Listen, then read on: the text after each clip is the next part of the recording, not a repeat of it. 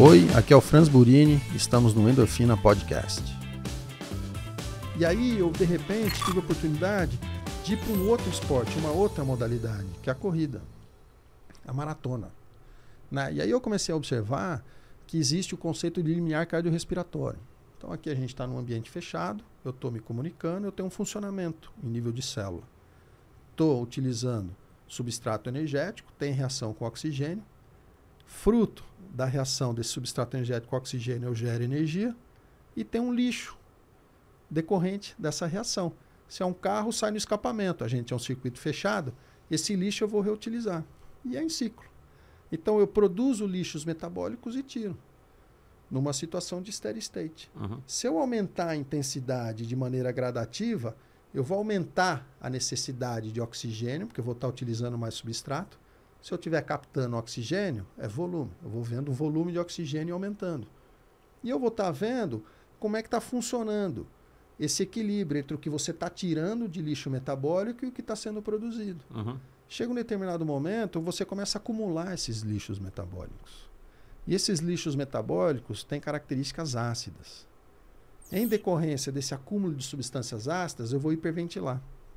É o primeiro limiar, quando eu estou em circuito fechado.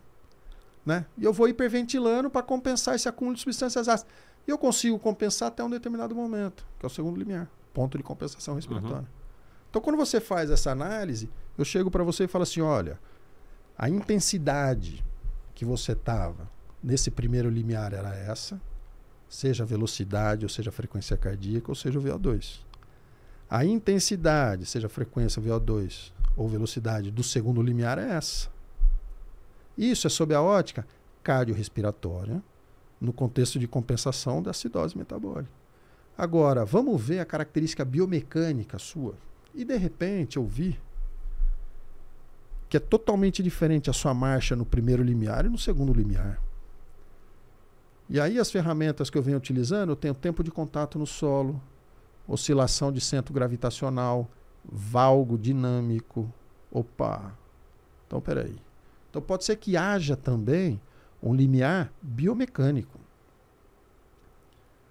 E como a gente sabe que a aptidão cardiorrespiratória, no sentido de resposta ao treino, ela é mais precoce que a musculoesquelética, que a biomecânica, o que eu tenho que priorizar?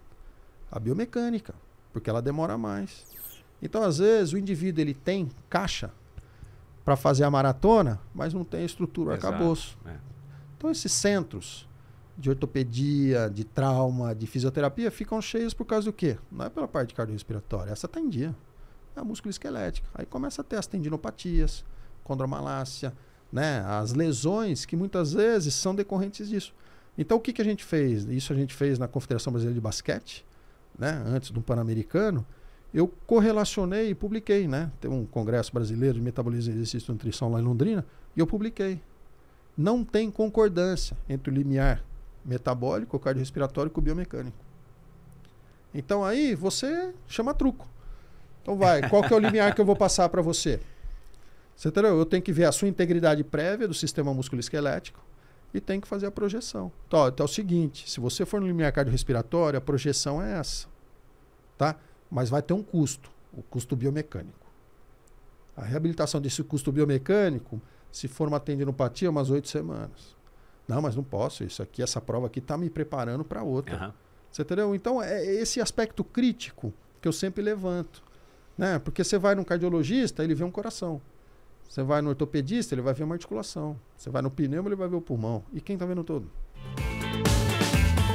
Gostou do vídeo? Dê o seu like e deixe o seu comentário. Não se esqueça de assinar esse canal.